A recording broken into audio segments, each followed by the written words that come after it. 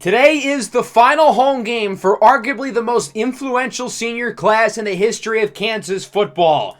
We'll look to send the guys off right as we're facing off against maybe the most polarizing college team of the last decade plus. Coach Prime, Travis Hunter, SHEDEUR Sanders, and the Colorado Buffaloes in what should be a fun one. So, of course, in the last episode, our undefeated season came to an end. We lost on the road to BYU 21-17. The Cougars were only 3-6 coming into this game, but I wasn't fooled by the record. Just as we have had many close and arguably lucky wins throughout the season, BYU's been the opposite. They've had a lot of unlucky, close losses playing up to competition. They were due to win one of those games just as we were due to lose one of them, and ultimately that was the case here, despite a really strong performance from quarterback Jalen Daniels. But the real reason we lost was the little things. We turned the ball over 3 times. Normally we are ahead in the turnover differential. Today that was not the case. In the red zone, we had 4 failed trips. If we had scored just in one of those other opportunities, we probably would have won the game. But our lack of red zone offense, our 3 turnovers, and our struggles in the line of scrimmage on both sides of the ball ultimately costed us the game.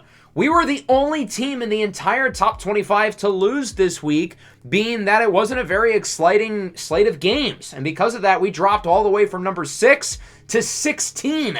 Much of our progress through the entire season has been wiped away, and we are no longer slated to make the playoff.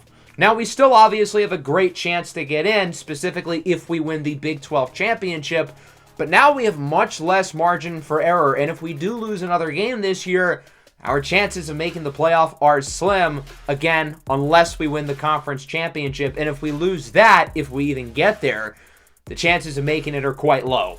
So before we set the stage for this matchup against Colorado, who is one of the better teams on our schedule, let's talk recruiting. We had 4 players commit to the program this past week, including linebacker Devontae Crispin, our highest-ranked commit in the entire class, and the number 1 player in the state of Kansas. He's an intriguing guy who I think is a little bit more of an edge rusher, an intriguing pass rusher who I believe is a little bit raw and probably isn't a top 200 player in the class, but I'm still intrigued by his overall upside and what his role can be for our defense as early as next year. Quarterback DeAndre Rainbolt, the 3-star athlete and possibly the long-term quarterback of the future. We're intrigued by his upside, and I think, again, he'll have an opportunity to compete to be our quarterback over the next couple of years. Running back Kane McKeithen from Fort Worth, Texas. It was a competitive race between us and SMU, but with his visit to campus a couple weeks ago in the win against Iowa State, that ultimately pushed us over the edge. 3-star safety Javier Ayan-Badejo, an intriguing defensive back who is quite versatile. I think he's going to have a long-term role for our defense. I don't know where it's going to be, but it's not going to be free safety. He's not great in zone coverage, but I think he could be an intriguing nickel corner or maybe find himself somewhere else. We've got a number of other recruiting battles that are starting to wind down, and we're going to go over a few more players today in depth through film. But now that we've only got a couple weeks left to go in the regular season, most of the players on our recruiting board have found homes, and our class is now really shaping up to become quite well-rounded, with 7 players verbally committing to the program over the last 2 weeks. We now have 4 4-stars and a number of 3-stars, 15 total commits, second in the conference. But there are still a few players I want to keep my eyes on in terms of races that are going to be continuing over the next couple of weeks. Last episode, we highlighted the 2 offensive linemen, Nicholas Perkins and Cameron Hardrick, both of whom I expect to commit going into next week. But we've got around 10 other players left, and we're going to go over the 5 guys on the offensive side of the ball today, and then next episode we'll do defense and special teams. That starts with 3-star receiver Philip Olawale from Jefferson High School in Jefferson, Georgia. It's been a one-team race the entire season, but I'm still intrigued by his long-term upside. Compared to the other receivers on the board, he is ranked a little bit lower, but given the lack of talent we have in the receiving room, only 1 returner for next year, we need all the bodies we can get competing for spots. 6'2", 205, solid height, weight, speed guy who, again, I think is a little bit raw, but I like the upside. We've got two tight ends here. Obviously, we have the big tight end commitment with Isaiah Lamore a couple of weeks ago, but I'd still watch out for these two. And we'll start with Zach Stokes from Saraland High School in Saraland, Alabama. This program has produced multiple recent NFL draft picks, such as Velus Jones and Cordell Flott. Stokes is one of the lowest ranked players on our entire board, but I like the athleticism, I like the size, and I think there could be something there with his skill set. It's been a competitive two-team race between us and Wyoming for tight end Pierre Johnson from Creighton Preparatory School in Omaha, Nebraska. Johnson is the second highest ranked of our three tight ends on the board. More of a blocking tight end, which I think is a good thing considering Isaiah Lamore is more of a traditional receiving tight end. I think he's going to be a good player to have on the field in 12 personnel sets. And then moving over to the offensive line, which projects to be a strength for our team long term, but it never hurts to add more players, and that includes Kion Sample from McNeil High School in San Marcos, Texas. He's a fringe top 1,000 player in the class, and he's listed as a bust here, so I'm not expecting a high development trait, but it doesn't hurt to have more bodies up front. And then Luis Roche, the center from St. Thomas Aquinas School in Southern Florida. St. Thomas Aquinas is a football powerhouse, and they've produced a lot of NFL players over recent years, such as both of the Bosa brothers, Dallas Turner, Asante Samuel Jr., and many more. Luis Roche likely to commit here. Hopes to be the next on the list, but it will be an uphill battle for him. We've got a few more players ready for visits, including the two offensive linemen, but there's not a week we can have these guys come in for a visit, considering, well, we're out of slots. So this is how we're going to use our points, and you'll notice there are a couple of guys such as Olawale who aren't getting any points. That's because I don't want them to commit before the end of the regular season. In case we need that spot on our recruiting board for somebody in the transfer portal, I want to hold on to that slot and then have Olawale sign later in the offseason. So let's take a look at Colorado, who's had an interesting season.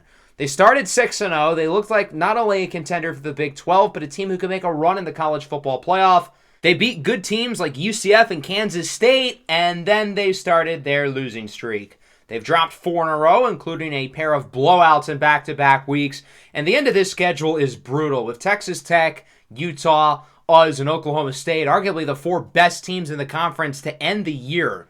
So, of course, Colorado is led by their 2 stars, Travis Hunter and SHEDEUR Sanders. We'll start with Sanders, who I have been very critical of throughout the season going over Colorado games. I think he's been really disappointing, and any hype of him going in the first round is gone. He just hasn't been accurate, plain and simple, and that's along with the fact that he's not much of an improviser. He doesn't really make a lot of plays out of structure. He's avoided turnovers, but he's missed a lot of throws. Travis Hunter, meanwhile, of course, has had a fantastic season. He is likely to be a first-round draft pick. Whether it's at receiver or corner, who knows? Colorado is filled with playmakers at receiver and running back with Dallin Hayden, the transfer from Ohio State. The question with this team is their play in the trenches, particularly the offensive line, which, of course, was a major issue for them last year. It's a little bit better this year, but still isn't great. And their defense certainly has its fair share of holes, particularly in the back 7, but they've got some good players with Travis Hunter and Shiloh Sanders leading the way in the secondary. So it should be a fun one here at Senior Day, the final home game of the year, and the final home game for, again, maybe the greatest senior class in the history of Kansas football. So we want to get these guys out of here with a win and hopefully make it 6-0 at home for the year. So Colorado opens up with the ball, handoff up the middle for Dallin Hayden, and he is losing yards. DJ Withers brings him down, and that'll make it a 3rd and 9 for the Buffaloes. Sanders looks to throw it, has a clean pocket, looking downfield, and that one is hauled in for a first down by Will Shepard, who keeps the chains moving. One of 4 dynamic receivers on this Colorado team. 3rd down and 8 again. This one is hauled in for a first down by the All-American Travis Hunter, who hangs on for a tough reception. 2nd and 5. Sanders, it's dropped in the end zone. Mello Dotson had a pick right in his hands, but he can't come down with it, and that'll make it a 3rd down. Short throw caught for a first down, as that one will bring Colorado inside the 5. Here's Isaiah Augustave, pushes his way in. Colorado marches down the field with an early touchdown. They lead 7-0. I think the over-under for this game might legitimately be 100. with these two dynamic offenses and these two questionable defenses as we take our first look at the Kansas offense. I really wanted to do a cool gesture and have all the seniors start or get a rep or something. I probably would have done it had we beaten BYU last week, but we need all the plays we can get. We're focused on winning a national championship. We need our regular starters out there. 2nd and 10, it's a screen for Devin Neal, weaving his way through defenders, and he gets a first down. Neal had arguably his worst game of the year last week against BYU. Hoping to clean things up today as he catches the short pass here on first down with room to the right side. And already Devin Neal impacting the passing game on this opening possession. 3rd down and 7, Jalen Daniels looks to throw it. Looking for Neal again, who is close to the red zone at around the 21. Obviously, this senior class is headlined by the dynamic backfield of Jalen Daniels and Devin Neal. As on first down, Daniels looks to run with it. He's got space inside the 10, fumbles it, and it is scooped up by Luke Grimm. Thank goodness, that could have been bad news. So Kansas holds onto the ball from the 5, 1st and goal. Daniels on the run, connects with the senior wideout, Lawrence Arnold, for the touchdown, and Kansas matches Colorado with a touchdown of their own. The Jayhawks only scored 17 points last week. It wasn't an issue of moving the ball down the field. It was because of their struggles in the red zone, and they nearly had another red zone turnover with the fumble by Daniels. Luckily, they're able to avoid it, and this game is tied. Colorado back with it. Short throw caught by LeJontay Wester, who's had a fantastic season. Brings it to around midfield. I would argue he's been the second best player on this offense outside of Hunter. First down play action, and that does not fool the true freshman, Dakaius Brinkley, who is in the backfield with his 14th sack of the year, 2nd in all of the FBS, only behind Oregon's Jordan Birch, having a Heisman-esque season defensively. 3rd and 4, short throw for Wester, caught for a first down, and Colorado will end up keeping the chains moving. Minute left to go now in the first quarter. It's been all about the offenses here, as many probably would have expected. Handoff up the middle, Dallin Hayden with it, shrugs off the defender, and somehow gets the first down before being wrapped up by O.J. Burrows. Up the middle, Hayden looking to fight forward. He gets it to around the 3, and that'll wrap up the first quarter. No defense to speak of here in Lawrence, as this game is tied at 7, but Colorado is marching on the doorstep. They are awfully close to the end zone and are in striking distance of regaining the lead. 2nd and goal. Sanders looks to throw it. Rolls now to his left in the corner. That one is hauled in for a score. It's LeJontay Wester once again, this time for 6. And Colorado regains the lead. It's 14-7. Good play there by SHEDEUR Sanders. Not necessarily known for his ability to extend plays, but he does a good job there of reading the defense and making the throw on the run. So Kansas gets it back, trailing by a touchdown as this one is hauled in by Luke Grimm, the Grim Reaper, who's been one of the best receivers in the conference this year with the first down. Sevion Morrison with it, and he is going backwards for a loss of yards, and so that'll make it a 3rd and 11. Could we get our first defensive stop of the game? Daniels looking for the screen, but he has to throw out of the sack. Quick pressure by the Colorado pass rush, and the Jayhawks will have to punt this one away. Damon Greaves, the native of Australia, looks to pin him deep. It's going to be close, and this one is downed at the 1. What a punt, and a good job there on special teams from Caleb Purdy. So Colorado gets it. It's going to be a gain of around 7 for Dallin Hayden. So Colorado's pretty close to getting out of safety territory, but we'll see what they can do on 3rd and 2. Back to Hayden. He is smothered in the backfield as Jason Gilliam leads the way, and Cornell Wheeler, the senior linebacker, finishes him off. Kansas back with it with good field position. Daniels rolls left, trying to find rushing room. He gets the first down and is wrapped up out of bounds, but not before getting past the 30. Now in the red zone on first down. Daniels looking downfield. He's got Quentin Skinner. This senior receiver holds it in for a touchdown, and Kansas ties it up. Jalen Daniels with his 2nd passing touchdown of the first half. Good job there by Daniels as the pocket was collapsing to recognize that Quentin Skinner had all that space open in the end zone. He was completely uncovered, and with that, the Jayhawks tie this game up at 14. Colorado now with it, 3rd and 1. Short throw up the middle, hauled in for a first down by LaJohntay Wester, who's been the go-to guy. Quiet start for Travis Hunter and Jimmy Horn Jr. Here's the running back, Hayden, breaking tackles. Somebody's got to bring him down. And finally, he's wrapped up, but not before gaining 26 yards. Never should have gotten that many to begin with. So Colorado now has it at the 26. Sanders, play action. He is sacked quickly. Dylan Brooks in the backfield to bring him down, and Sanders is going to feel that one tomorrow. He took a shot. Seems like he kind of hesitated with the handoff, and Brooks was able to take advantage. 3rd and 1, short throw caught for a first down. It's Travis Hunter who gets it into the red zone. Following play, Sanders looks for the end zone. He's got his man. It's Jimmy Horn Jr. with the touchdown, and Colorado regains the lead, 21-14. We were expecting a shootout, and we appear to be getting exactly that. Kansas back with it, 2nd and 5. Here's Daniels, rolls right, has an open man downfield. It's Lawrence Arnold who brings it past midfield. A nice gain there for the Jayhawks, and their offense looks right back in business. Devin Neal, whoop! Nice juke move, breaks a tackle inside the 20. Neal only had 7 carries for 23 yards prior to that huge run, although he has been active in the receiving game. 3rd and 4. Grimm did not get it. I feel like his knee very clearly was in the end zone. So they're going to review the play, and it turns out he was past the first down marker, but he wasn't in the end zone.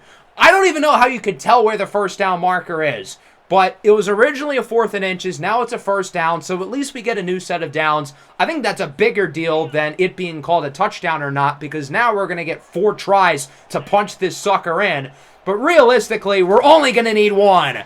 QB sneak for Jalen Daniels. He's in for his 3rd all-purpose touchdown of the first half. And this game is now knotted up at 21, with not a lot of time left to go here in the first half. So Colorado gets it back, looking to regain the lead under a minute to go here in the second quarter. Sanders looking short, caught for a 1st and more. It's Will Shepard who gets it to the 43 as Colorado uses another timeout. That is their 2nd. 2nd and 10 with 43 to go. Sanders under pressure, looking downfield. He's got Hunter! Jackpot! Touchdown, Colorado! But there's a flag. Luckily for the Buffaloes, it's not coming back. A late hit on the quarterback from Dekias Brinkley, and Colorado will take the lead after all. That's Kobe Bryant in coverage who got burnt. He decided to play for the ball, which objectively was probably the right decision. He knows he's not beating Hunter in a foot race, so he's either got to get the ball or let Hunter make the play. So Kansas has it back. Daniels wants it all. He misfires for Grimm, who was open. That could have been a touchdown for the Jayhawks, but Daniels missed the throw. 3rd and 10. It's going to be a short screen here for Devin Neal. Neal with a 1st and more. Has a few blocks. Nobody's in front of him. Devin Neal. 15-10. 5. Touchdown. Devin Neal, you are Houdini. Pull a rabbit out of his hat like he's a magician. And we're tied at 28. What a play after the catch by Devin Neal. He takes that one 75 to the crib. And we are knotted up at 28 late in the second quarter. We just went for the screen there to just try to get something going on offense, maybe get the first down. Not expecting that. But when you have one of the most dynamic running backs in the country, sometimes you're going to have a few plays that go for home runs. This was a grand slam, and Kansas ties it at 28 with just seconds left in the half. So with that, we are wrapped up here in the first half in Lawrence, 28-28. This game has been wild so far. You want offense? You're getting plenty of it. SHEDEUR Sanders, Jalen Daniels, and Devin Neal all putting on a show. And this second half should be quite exciting. So grab your popcorn now, because it's going to be fun. I said going into this game, the over-under is 100. These two teams are on pace to shatter that mark. So we'll see if they're able to ultimately break it here as we go into the second half. Got to get something out of our defense. I didn't expect us to let up only 21 points again. But realistically, this game looks like it's going to be a track meet. And whichever defense is able to just get a couple of stops is probably the team who's going to win the game. Kansas will start off with the ball. 2nd and 3 from the 44, plus field position already. Downfield, that one is caught by Luke Grimm, who gets nearly 30. The Grim Reaper once again looking to kill this Colorado defense as he puts Kansas into the red zone. 2nd and 9, read option. Daniels smothered in the backfield for a loss of a couple as he is wrapped up on the play by the defensive lineman Quincy Wiggins. 3rd and 11, Daniels connects. He's got Casey, and they will give him the first down. So the Jayhawks are able to convert there. That'll move the chains. 3rd and goal. Neal is not in.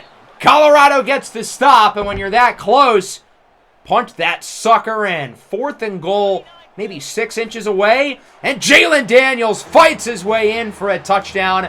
That is his 5th all-purpose touchdown of the game.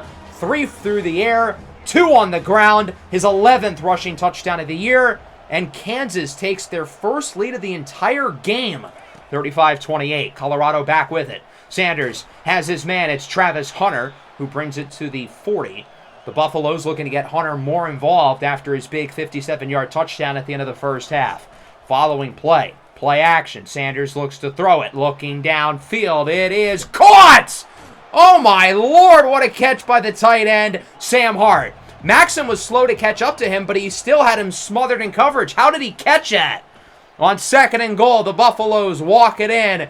Dallin Hayden with the score. And Colorado is going to tie this game up at 35.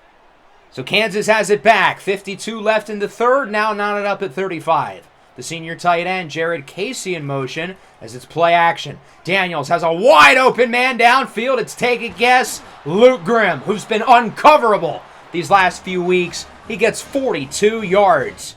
Final play of the third, 2nd and 1. Daniels has a man open in the end zone. It's overthrown. That was Skinner, who had plenty of space between him and the DB. Wouldn't have been an easy catch, but Daniels has overthrown a couple touchdowns today. As that wraps the third, tied at 35. Kansas looking to move back up in the rankings for what could be their most important quarter of the year. 3rd and 1, Savion Morrison gets the first down inside the 10, now at around the 5, but it's a 3rd and goal. When in doubt, give it to your best player. Devin Neal takes a shot, though, and he is shy of the end zone. 4th and goal at the 2. Mama ain't raised no wuss. We're going for it. Daniels, Highshaw does not get it. Colorado with the stop. It's Shiloh Sanders flying into the backfield to bring him down. The Buffalo defense with one of the stops of the year. Now the problem is they start at the 2, and they're not able to get anything on this possession. Trying to run the ball, they would only get a yard. So it looks like the failed red zone trip for the Jayhawks will not end up being worst case scenario, especially with all this space Devin Neal has inside the 10. He has been unbelievable in the passing game today.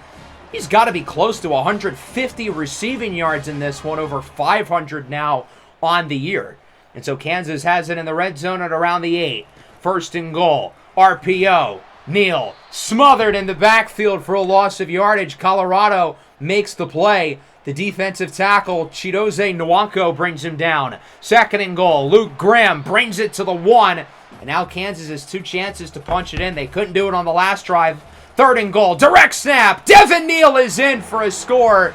And the Jayhawks regain the lead. Neal with his 2nd touchdown of the afternoon.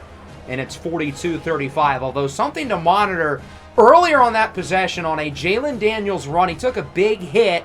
Obviously, as you can see, he's still in the game. But he appears to be battling through an injury. So that will be something to monitor, especially if Colorado scores on this possession to tie the game again.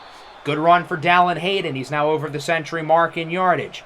From the 38, around 5 minutes to go. 7-point lead for Kansas. They're up 42-35.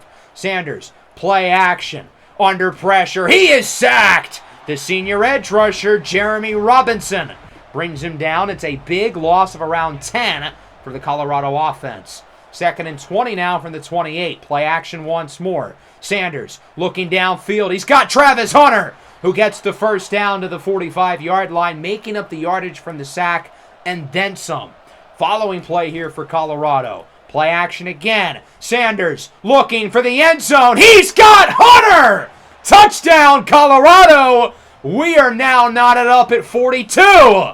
Another launch score for Travis Hunter, whose speed stretching the field vertically has been such a weapon for the Colorado offense. Our secondary can't keep up with him. And looking at SHEDEUR Sanders, again, I've been critical of him all year, but he has made some awesome throws in this game. And just like that, we are knotted up with 4 to go, and now a banged-up Jalen Daniels. So this is going to be interesting to monitor. We're going to be leaning on Devin Neal more than ever. He's gotten the ball a lot today. He's probably close to 300 scrimmage yards at this point, but we need him for this drive. It's our most important possession of the year, and he gets a huge run to the left side out of bounds, close to the 50. So far, so good for Neal. Following play, Grimm in motion. Daniels looks to throw it downfield. He's intercepted! Colorado forces the turnover. It's Bentley, who's wrapped up all the way at the 40. Levanta Bentley with a huge interception for Colorado. Just the second interception that Daniels has thrown all season. As part of his injury, his arm strength has been affected. -6 throw power. And there was a lot less juice and velocity on that pass for Morrison than you would normally see for Jalen Daniels. He wasn't able to put enough loft on it because of his injury. And Bentley, lurking in the area in zone coverage, does a great job of reading that and making the play. So Colorado now has it up the middle. Hayden with a first down run. They're getting close to field goal range with a real shot to take the lead. Biggest defensive possession of the year. With the loss last week, there's no room for error. First down with around 3:20 to go. Sanders is intercepted! Kobe Bryant seeps through the screen and picks it off! The Jayhawks with their biggest turnover of the year from probably their best defensive player. Kobe Bean Bryant, the Black Mamba. Mamba mentality coming up big with the interception. And it's crazy that we've had basically back-to-back interceptions with Daniels and Sanders only combining for 3 interceptions throughout the entire season coming into the day. And now they swap interceptions within a span of about 15 seconds. Kansas back with it. Short throw for Neal. Smothered in the backfield. Colorado knows that Jalen Daniels is hurt. They know that we're putting all our focus onto Devin Neal. They expected the screen. They get the stop on third down. Huge possession for Colorado. They get it back, but they lose yards on the run. Javier Derritt brings down the running back, and now they've got a third down here at the 2-minute warning. Sanders, empty backfield up the middle. Hauled in for a first down catch. Huge reception by LaJohntay Webster, who's had a quiet second half. Up the middle, downfield, it's Wester again. Gets it past midfield to the 45, and all Colorado needs is a field goal. If they manage this clock well, they should win this game. Following play, here is Sanders, clean pocket, wide open. Somebody's got to cover him, and they get it to around the 32. They're getting closer and closer to field goal range, but they still seem to be in a hurry.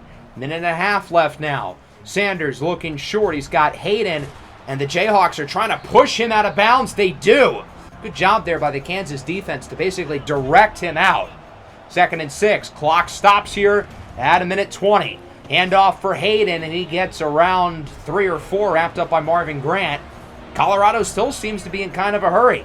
3rd and 4. Biggest play of the year for the Jayhawks, and they will get the stop. Hayden only gets a couple, and Kansas will burn their first time out, and that'll bring out the field goal team. Colorado looking to take the lead. It's Alejandro Mata. Hasn't attempted a field goal yet today. His kick. Doink! No good! He missed it! And Kansas gets the ball back with this game still being tied. With all the offense we've had today, it's kind of crazy that over the last 5 minutes, both teams have completely forgotten how to score. The kick from Mata goes off the crossbar, and Kansas will get it back with just under a minute to go and 2 timeouts. And now all they need is a field goal, but they've got to convert on this 3rd and 4. Here is Daniels looking to throw it. Risky pass, caught, first down. Good job there by Grimm keeping the feet in. 2nd and 9. Daniels looking downfield. Nice catch by Lawrence Arnold. That brings him past the 50. Good throw there by Jalen. I like seeing him go deep. Daniels looking for the end zone. Doesn't have enough. Again with the injury, he was looking for Luke Grimm. 3rd down. They're not in field goal range yet. They've got to convert, and they do. Luke Grimm gets around 20, and they'll run another play. Only 5 seconds left. It's caught by Grimm. He gets 4, and now they'll use their last timeout. I wanted to run that one last play so we could try to center the kick as much as possible. It's a 34-yarder for Owen Piper-Gerdes, who missed an easy one last week. Could have been the difference, but now he looks to redeem himself. For the win, it's going to be close. It is good! And Kansas walks it off. A 34-yarder from Owen Piper-Gerdes for the win. 45-42 here on Senior Day. The Jayhawks survive. Kansas football play a normal game challenge.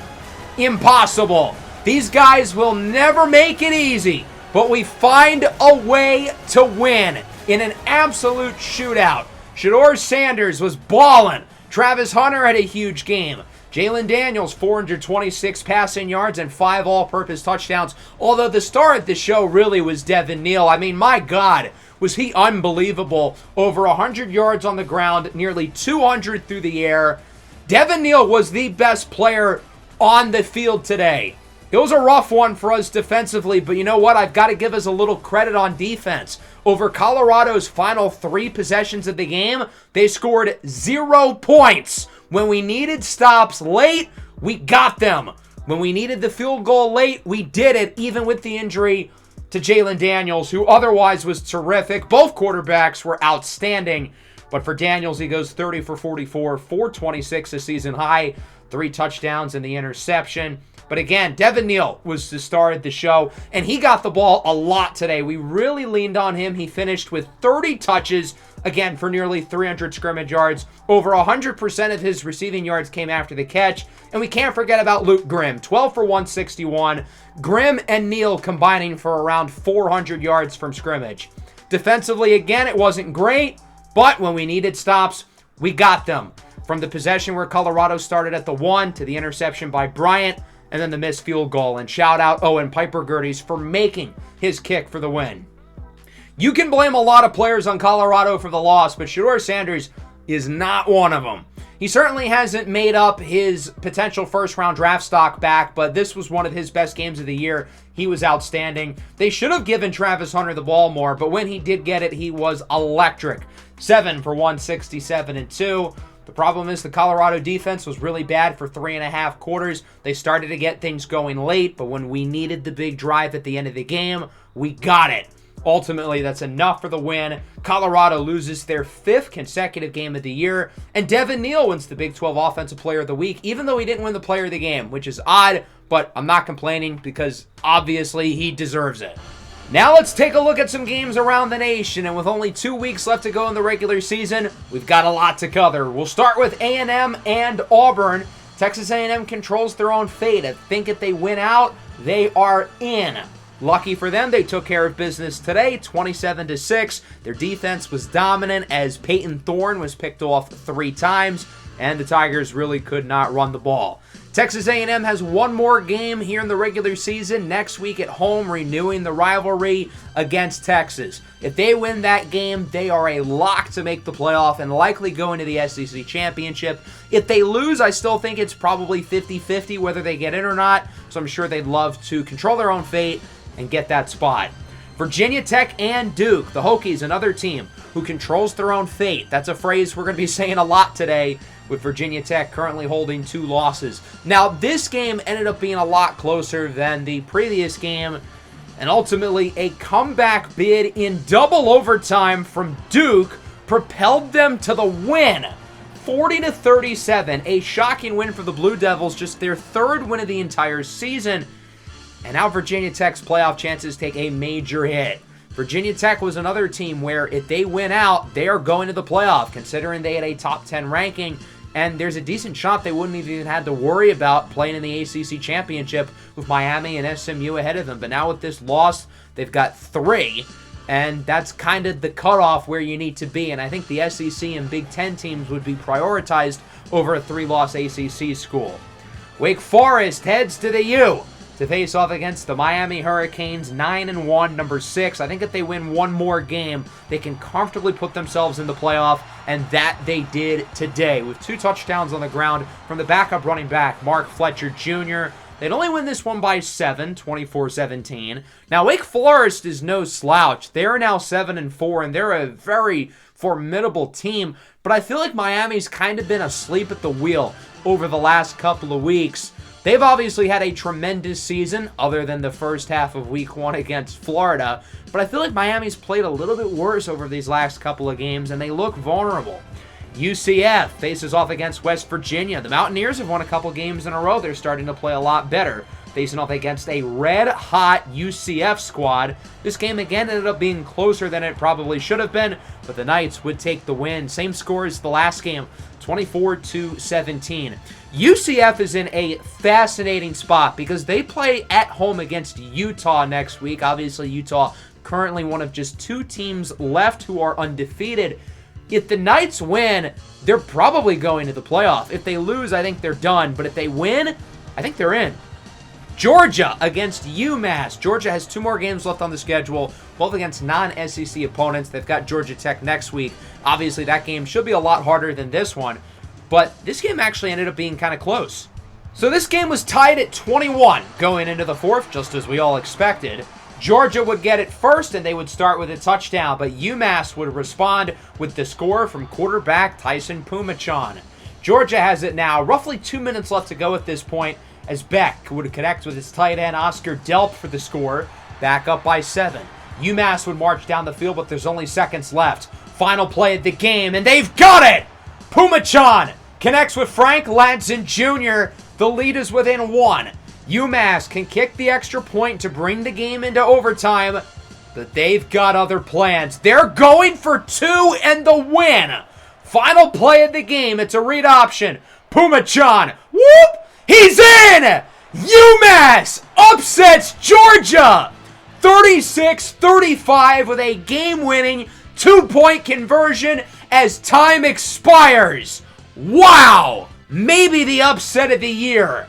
Carson Beck with 5 scores, but it was not enough. The Georgia defense lets them down. Tyson Pumachan, the Clemson transfer, with an awesome game, throwing for 4 touchdowns, leading UMass to an incredible win. Georgia only drops to number 8. That feels generous after losing to UMass. So let's get some Fun Belt action now. Georgia State, Texas State. Texas State with only 1 loss. They look like one of the best teams in the Sun Belt, but they would be upset by now 3-7 Georgia State, 27-24. At least a team in Georgia won this week, and I feel like this really kills any realistic shot Texas State had of being the Group 5 representative in the playoff. Obviously, they still have a chance if they win the conference championship, and they're going to need a lot of luck elsewhere with teams like Tulane, Liberty, and Boise State all not getting there. Northwestern heads to the Big House to face off against Michigan.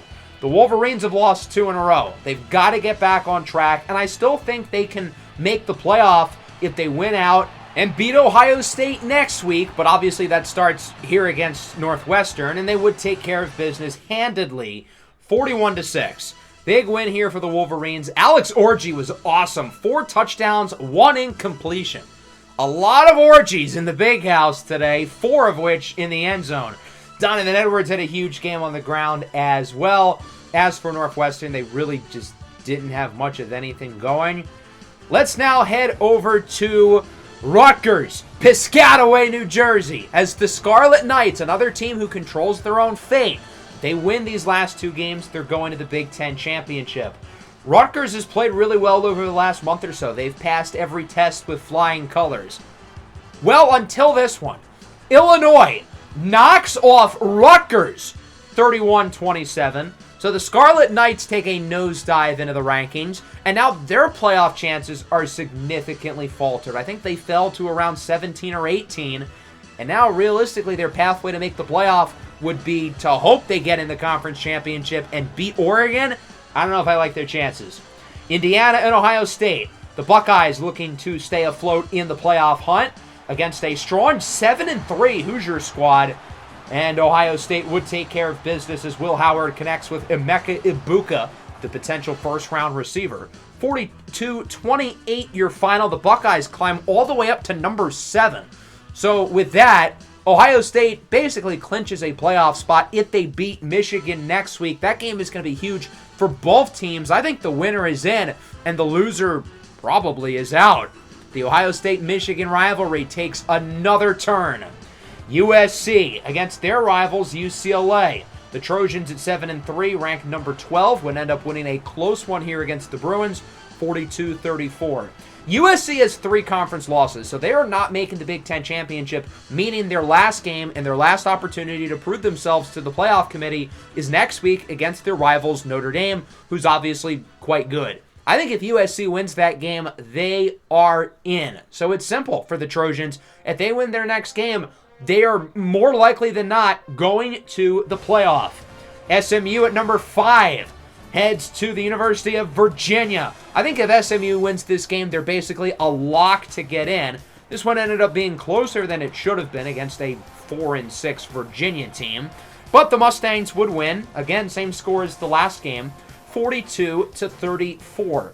A really strong showing through the air for Preston Stone. He throws for 5 touchdowns, 4 of which were caught by Jordan Hudson, who ends up winning the National Player of the Week. Devin Neal got snubbed as the Mustangs climb all the way up to number 3 in the poll. So with that, we will head to Oklahoma State. The Cowboys face off against Texas Tech. Oklahoma State, despite having 2 losses, is of course ranked higher than us. They might not even have to worry about a conference championship game. If they win these last 2, they're going to the playoff. They would end up taking care of business against a good Texas Tech squad, winning this one 28-13, and they move all the way up to number 5. So if they win their last game, they're in a good spot to potentially get into the playoff. Rough showing here for the Texas Tech offense. Any slim shot they had of making the conference championship is now cooked. Army faces off against 15 Notre Dame, who's quietly been playing really well over the last couple of weeks. And, well, cat's out of the bag. It's not so quiet anymore. They dominated this game, and albeit Army's not some great team, they're 2-7. But Notre Dame would blow these guys out of the water, winning this one by a final of 41-6. Yeah, it was ugly. So Notre Dame is now number 12. They're now 9-2. And as I talked about a couple minutes ago, USC plays against Notre Dame this week. The Trojans, I believe, are ranked number 13. So the winner of that game is going to the playoff. They will be in the top 12, and the loser won't, because it's Notre Dame's final game and final chance to prove themselves to the committee as well. Iowa State facing off against Utah. The Utes looking to make it 11-0 and clinch a spot in the Big 12 championship. But Iowa State ended up giving them some trouble here in what ended up being a really competitive game, but a late drive from sophomore quarterback Rocco Becht would be enough to have Iowa State upset the Utes, potentially shifting the landscape of the Big 12. And it's kind of crazy because Iowa State's the one team in conference who we blew out 37-34 in overtime for the Cyclones. So Utah going into this week looked like a lock to make the playoff, and now they are anything but. Because this week, as I mentioned towards the beginning of my spiel with all of these games, they're going to UCF to face off against the Knights. If UCF beats Utah, both teams will have the same record, the same in-conference record, and UCF would take the head-to-head. So theoretically, they would jump Utah, they would go to the conference championship, and at that point, I don't think Utah would get in that large spot since they've dropped all the way to number 11. So the Utes have to win this game next week against a great UCF squad, or else I think they're screwed. Number 20, Kentucky, looking to keep their slim playoff chances alive. They won't be so slim anymore if they're able to knock off number 2, Texas, who sits at 9-1. I think Texas is a lock to get in officially with a win here. And this game ended up being quite close, but the Longhorns would win it 20-16, and they would actually jump Oregon, which is a surprise. The Ducks had a bye week. They, of course, are now the only undefeated team left, with Utah losing. I feel like the ranking committee has been a little bit kind at times this year to Texas, and admittedly, they probably should be number 2, especially with Georgia losing to UMass. But I feel like the Texas offense has been really not that good this year. They're not putting up big numbers. Quinn Ewers and C.J. Baxter really have not been that spectacular. There's a clear weak spot on this Texas team, and I'm curious to see how they fare next week against Texas A&M. I think the biggest game of the week resides in Norman. Alabama and Oklahoma both have 3 losses. 3 losses is basically the cutoff to get in that large spot. If you have more than that, you're gone. I expected Alabama to win this game handedly, given how well they've played as of recent, and I was wrong. 21-16, Oklahoma with the win. Now, interestingly, the Sooners barely move up in the rankings, whereas Alabama drops out completely. They really didn't utilize Jalen Milroe to their best, and now that Alabama has 4 losses, their playoff chances are cooked. And it's unfortunate for the Crimson Tide, because I think given how they've played over the last 2 months, they very clearly are one of the 12 best teams in the country. But those 2 early losses to Western Kentucky and South Florida have bit them in the rear end. The eye test matters, and Alabama passes the eye test, but resume matters as well. And with 4 losses, there's not an excuse anymore for Alabama to get in. Their playoff chances are dead. And we'll wrap things up in Wyoming, our first snow game of the year. I'm surprised it took this long. 9-1 Boise State, the second-ranked Group of 5 school, currently only trailing Tulane, who had a bye week. Boise State would end up winning a close one here, 20-18. The Broncos are just kind of tugging along, obviously with their star quarterback and star running back both currently hurt, dealing with the conditions that they've been handed. The biggest surprise here for me is that Wyoming's 3-6, because I've been going through a lot of these rosters, getting prepared for the draft classes in the Broncos series. Wyoming's got like 6 guys who are going to be in the NFL within the next year or two. How are they so bad? Let's take a look at some other results. We went through most of the ranked games, but for the ones we didn't go over, Iowa beats Maryland. Kansas State is now ranked, as is Sam Houston State. Liberty takes care of business against Western Kentucky. Ole Miss beats Florida. And then here in the Big 12, Arizona with a nice win over TCU. Houston with a close one over Baylor, and BYU squeaks by Arizona State. Looking at some of the other notable results, NC State is red hot. They beat Georgia Tech. Minnesota beats Penn State. Remember when we thought Penn State was back a few weeks ago after they beat the Buckeyes? Yeah, that didn't last. They've lost 2 in a row since then, dropping to Purdue and Minnesota. It's the anti-Penn State. They win the big game, but then they lose against the inferior opponents. Obviously, with 5 losses, they've been cooked for a while, but still kind of funny. Here's a look at our rankings. Kansas now ranked at number 13, which means we are the first team out of the playoff, but it's nice that we're a lot closer than we were. The interesting thing to me here is the highest ranked 2-loss team is Oklahoma State. You'd think it'd be an SEC school or a Big Ten school.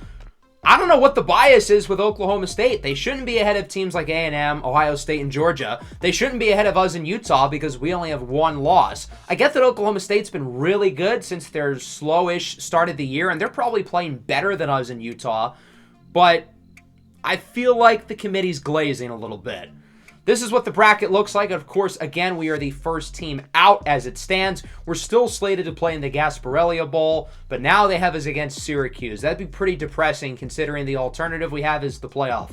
Players of the week, as I mentioned, Jordan Hudson won it, even though Devin Neal got utterly robbed. I do have some good news, though, for the Heisman race. Jalen Daniels has climbed up to 3rd, only behind Dylan Gabriel and Will Howard, with Tessitoya McMillan in the 4 spot, and Trayshawn Holden now at the 5. We've got 2 Oregon players in here, and I think the committee has both of the wrong ones. I think it should be Evan Stewart as the Oregon receiver there, and then Jordan Birch, the pass rusher, probably should be first. He's having one of the best defensive seasons really ever, at least since Ndamukong Suh about 15 years ago. So that's what the conference standings look like. It's a lot more wackier than we could have expected a couple weeks ago with both us and Utah losing. But the 2 of us still control our own fate. If we win these next 2 games, we're going to the conference championship. But as we know for Utah, it's going to be a lot harder than it probably will be for us. Utah is playing in one of 4 super key games here in Week 14 that I think have major playoff implications for both teams, and it's the 4 listed here. Texas and Texas A&M, a rivalry. If the Longhorns win it, they're officially in the SEC championship, but I think it's bigger for Texas A&M. I think if the Aggies win, they're locked into the playoff. If they lose, it's a lot more iffy. I'd say 50-50. Notre Dame versus USC. It's simple. The winner, I think, is going to the playoff. The loser is done. This is the final game of the year for both teams. Michigan and Ohio State. Again, I think the winner probably is in. The loser probably is out. And for Ohio State, they can possibly make the conference championship. And then we talked about Utah and UCF. The winner of that game probably goes to the conference championship to most likely play us. Now, we've still got to take care of business against Baylor. The Bears are 2-9. They're not particularly good, but I don't want to underlook them. I don't want to be thinking weeks ahead because we don't even know who the theoretical opponent would be in the conference championship, whether it's Utah, UCF, or maybe even Oklahoma State with some weird tiebreakers. So we've just got to take care of business here against Baylor, cement our spot in the Big 12 championship, and then find out who we're going to go against. So I hope everybody enjoyed the episode. Certainly a fun one. Make sure to leave a like and subscribe to the channel if you are new. Peace out.